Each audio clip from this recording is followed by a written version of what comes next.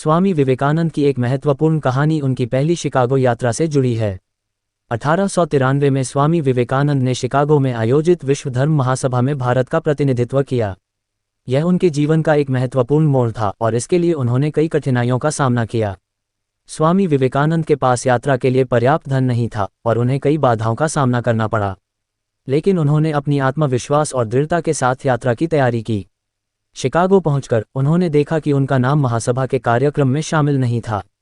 ये स्थिति बहुत निराशाजनक थी, लेकिन स्वामी विवेकानंद ने हार मानने के बजाय अपने आत्मविश्वास को बनाए रखा और महासभा के आयोजकों से संपर्क किया।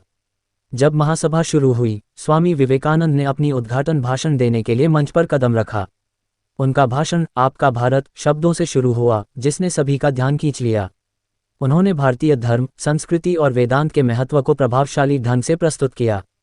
उनका भाषण धर्म की सार्वभौमिकता और मानवता के एकता की बात करता था। स्वामी विवेकानंद ने अपने भाषण में कहा, आपका भारत विश्व धर्म का प्रतिनिधि है और वह भी केवल एक है। वह है सभी धर्मों की समानता और मानवता के प्रति समर्पण।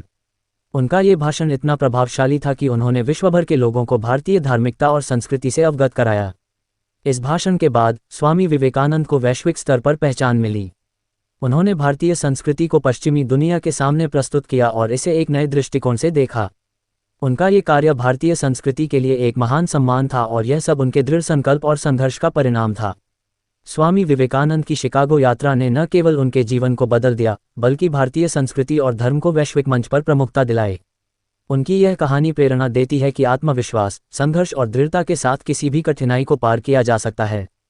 स्वामी विवेकानंद की शिक्षा और विचार आज भी लोगों को प्रेरित करते हैं और उनके संदेश ने लाखों लोगों के जीवन को प्रभावित किया है।